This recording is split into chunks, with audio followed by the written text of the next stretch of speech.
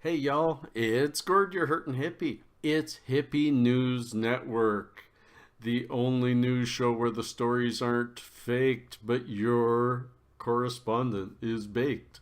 Actually, I'm not very baked right now. I've had a few things and I'm going to have something with you.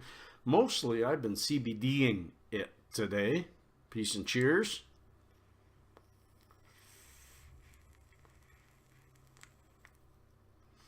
And what have I got for you today? I have a lot of good news. I've got something from Saskatchewan, something from Alberta that also talks a bit about Ontario, all about the upcoming legalization. I've got something about the Church of Cannabis in Denver, and a good story about Big Pharma, a similar company to that. The same company that was brought up in a story by me 2 weeks ago. So stay tuned and let's have a dab first. Let's all have something together. What have I got here? This is just, it's almost gone. This is rosin made from Dance World. Dance World is a high CBD, one-to-one, really good plant that mmjthc.ca has. They actually have it now in a propane hash oil also. I'm looking forward to trying that. Dance World is a wonderful way to give yourself some energy in the morning while really high CBD keeps you focused, keeps you calm instead of that buzz kind of energy. So here we are. Peace and cheers. Love and harmony.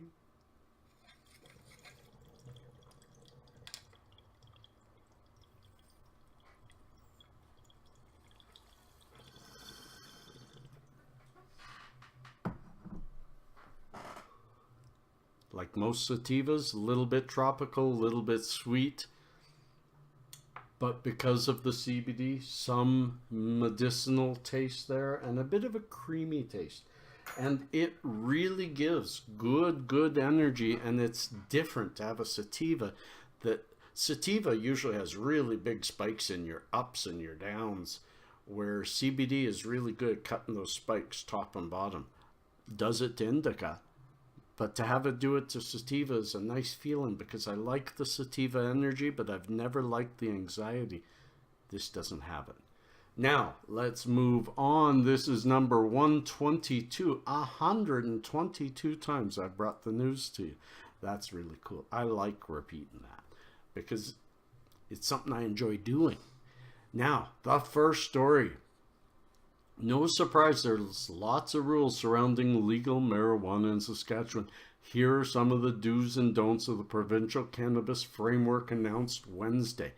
I want to tell you that this story has some good video attached. If you want to hear from the police chief, who's a little bit still stigma generated, but they seem to have taken a bit of the playbook of Alberta, which we'll talk about shortly. But these do's and don'ts are really good for understanding. Saskatchewan has become kind of a middle ground. They're going to be somewhat retail oriented. They're very freedom oriented. Their restrictions are much less than those in Ontario and Quebec. Quebec's not even allowing growing. Ontario is not allowing private retail, only government retail. So, but let's go on. Let's go on. In Saskatchewan, once the next year hits, do be 19 years of age to possess cannabis. They've matched their alcohol age. Alberta here, it's 18. Don't smoke weed in public. The fact they keep calling it weed. Don't smoke cannabis in public. Per the wishes of 88% of survey respondents, they want it restricted to only where cigarette smoking is allowed. I agree with that. I agree with that. We should not. It's the same as these people who vape e-juice and they blow that vaporized vapor into your face. You don't want vapor that's been in their lungs to end up in your lungs. I get that. do count down to July 1, 2009, because they've said that at the 1 year of cannabis legalizations, edibles and concentrates will be legalized. They should stop using that word when they have that strict regulations. It's not really legalized, it's controlled. Don't possess more than 30 grams. And I do like this. They said for people under 19 who possess small amounts, there will only be a ticket and something else more civil related than criminal, getting rid of the criminality. Do expect to see public education campaigns surrounding consumption, relating to issues such as impaired driving, health risks, addictions, and pregnancy. Funny, they should not be releasing. They say that there's not enough study to say how good cannabis is efficacy-wise as a medicinal product. Yet they seem to think that there's enough study to tell us when not to use it, like in pregnancy, when I did a story on pregnancy, and well over half the stuff I looked at said that CBD and even THC during pregnancy improved the baby's health for the first couple of months. So I'm not saying it's good for pregnancy, but how dare they say it's bad for pregnancy? They should keep their little paws out of advice until we legalize, and then spend a lot of our tax dollars. I'm willing for my tax dollars to go to finding the truth. Somewhere in there lays the truth. Anyways, don't do drugs and drive. The province has taken zero tolerance. So that's it for the do's and don'ts. I think no, there's a few more, but they just gave us a lot for that. I'm not going to read it because I am so against impaired driving under cannabis. I'm so against the rules they're putting in place because they have no proof that it impairs you. In fact, there's more proof that it makes you a safer driver. So I'm concerned for the first couple of years in Canada while we learn more, that people getting high and then going out and driving even 2 hours later are going to have enough in their system that if they got a cop, they're not going to look high, they're not going to be high, but if a cop really wants to test them, they're going to test high because these tests are inaccurate. Somebody like me, I'd test right now as high. All I've been really doing is my CBD this morning and one CBD THC puff. So it's bad. Anyways, do make cannabis an unattractive commodity. Yes, they have insisted no celebrities, no characters. You can't depict people on the packaging. It has to be plain and must carry warnings. And don't start your own grow up. Maximum of 4 plants per person is going to be allowed. So the government continues to explore rules and where cannabis can be grown. So they're still working on that. It's a start. It's better than Ontario. Not as good as Alberta. It's around what BC's doing. But it's a step forward. Some people, I agree with all those who say this, it really isn't legalization. This is just further regulation. And I agree, but it's a step away from prohibition. And we're going to talk a bit about what that means to us as Canadians and to the world in just a bit. Next story takes us to Alberta. Let me have another little bit of CBD. And that was a puppy in the background. I'm babysitting my daughter's 2 dogs while her and her family go to where are they going? They're going to Japan. They're going to Tokyo and Osaka. And they're going to Disney Japan. So cheers to them. Safe trip. They started flying at 3 this morning. They wouldn't be there yet. So safe trip to them.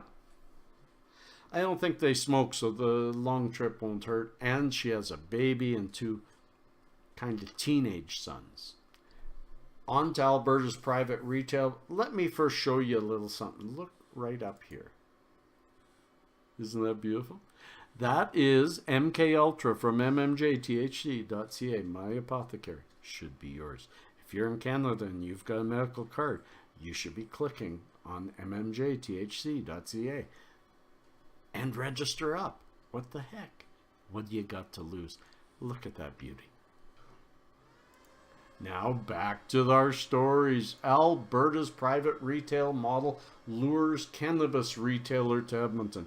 Really, this story is about a seller that's moved its operations to Edmonton because it likes the private brick-and-mortar retail model adopted by our provincial government. Yes, Alberta, land of the free, home of the scared, has determined that we are going fully private enterprise for retailing cannabis to the public. If you go back a year or so ago when I was talking about this, I said I expect Alberta to go that way, even though right now you could drive all through Alberta and you might find one or two dispensaries. You will find hundreds once this happens. Alberta is very, very right-leaning, very rule of law. As the law changes, then rule of freedom. While this was not allowed, therefore, of course, private enterprise couldn't even open up dispensaries throughout Alberta. But once it becomes legal, Alberta says, let's not have the government expand its hand. Let's leave it to the land. I love the way Alberta goes. Anyways, this is a quote. Alberta is by far the province with the clearest stance on private retail for cannabis, said Trevor Ferncott, CEO of Fire and Flower, who moved to Edmonton. The city of Edmonton has been the most helpful and clear, reactive and proactive in dealing with the issue. If you're going to spend tens of millions of dollars building out stores, you need to do due diligence and you need to have a municipal partner that is prepared to be clear. And so the name of the company is Fire and Flower. They have said they are going to open about 250 stores. They expect to have, they said in their stores, don't expect to see a pot leaf. Don't expect to see, what did it say? No Bob Marley. No Bob Marley posters. They want to change the face of cannabis in Alberta, and I like this idea. They want to be more generic driven. Let me see how they say it. Fencott wants to design a Fire and Flower stores to challenge people's perceptions on who uses cannabis. He's aiming for the modern, clean style of Mountain Equipment Co-op or Whole Foods. Really nice, clean stores that are all about aesthetics, not about promoting the product, because if you're there for the product, you don't need advertising, you don't need the leaves, you don't need Bob Marley and see who smokes what. You're already there for it. You want a clean atmosphere. Check out, again, mmjthc.ca. Look at their front page. Look at the picture of their place. I assume it's going to be somewhat like that. Nice and clean and store-like, not bong shop like, dark and dingy and all about getting high. Most retailers of cannabis are not the hippie stoner. I am the new user of cannabis. Medically use it very little. Don't really care to get high, just want to get calm. That's the user. The new user are lawyers and doctors and your local farmer, and it's all over the place. And I like the idea that this place is expanding and trying to not look like a pot store. End the stigma. I love it. I for sure will be paying attention to this company. We now move on to something from Denver. This is kind of interesting. I read the whole story, and I'm going to try to give you the executive summary. But judge declares a mistrial in the case against cannabis church leaders. Absolutely amazing. Sting. Many of you remember the sting operation that resulted in the issuing a citation to the 3 leaders of the Church of Cannabis in Colorado. They were each charged with a misdemeanor for open and public consumption of marijuana and violating the Colorado Clean Indoor Act after undercover police officers witnessed consumption at the church's private gathering. And they're fighting that, of course. And so in trying to select a jury, they couldn't select a jury because the jury kept asking the prosecution questions that showed that they obviously had a bias towards the freedom of the individuals that were charged. Think of that. Think of that. Quoting here, I've never seen that. The defendant's attorney, Warren C. Edison, said of the people that questioned the prosecution. Hopefully this is a wake-up call for the city that this case isn't the open and shut matter that they think it is. Now it's going to have to go back to trial, and they're going to have to try to get a bigger pool to pull the jurors from. Really sounds like they're going to have a hard time. What are they doing charging people in the place where even personal consumption is legal because they smoked it in their own church? It's really a ridiculous. People have to ask the question, why are they doing this? Why are they going after these 3 church members? Or is it just the fact that a church is centralizing itself around the plant? And that scares them for some reason. Usually this kind of malicious prosecution is because of fear and stigma. So that story is from marijuanatimes.org, and it's below. Have a good read. It is quite interesting, and it's ongoing. We'll be talking about it again, I'm sure. This next story from, I've never carried a story from popularresistance.org. I don't know how true it is, but Big Pharma Corp trying to keep pot illegal approved to manufacture synthetic marijuana. And it may be real because it says right on this page, Google is suppressing our site. Please use social media sharing buttons to share on your social media and help us break through.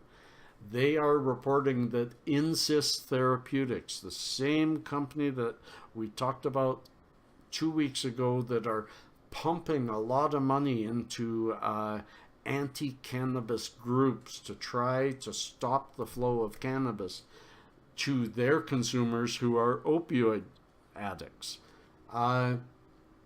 This story, I suggest reading it.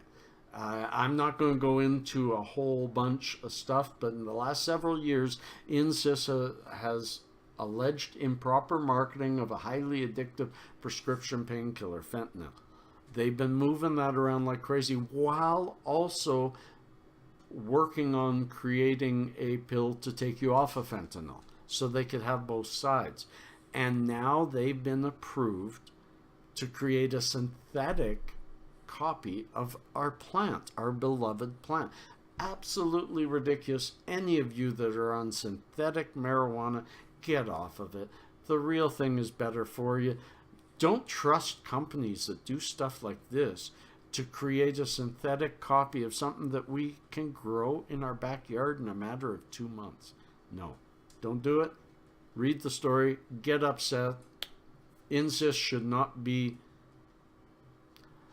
The whole pharmaceutical system needs revamped and re-understood. They're supposed to be partners in the health of the public, and they are not. They are the worst gougers of profit, and proof is in the pudding that they will spend.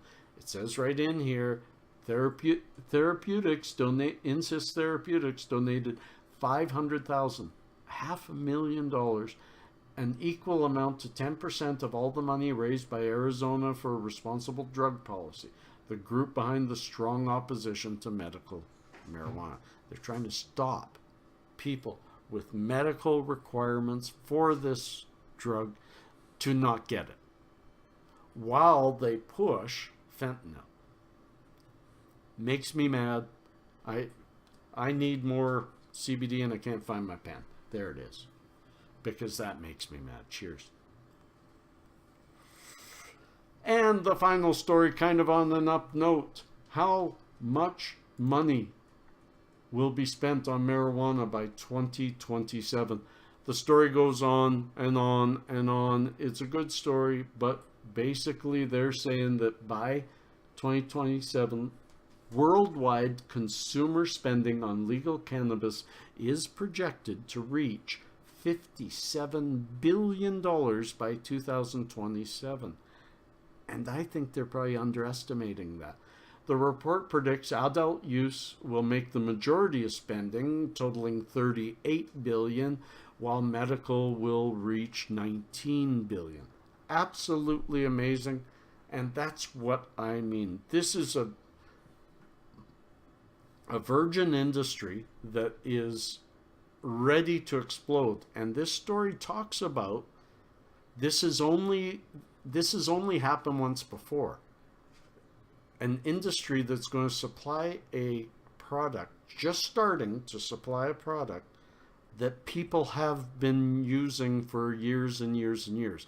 It's only been repeated in, what year was that? 1933.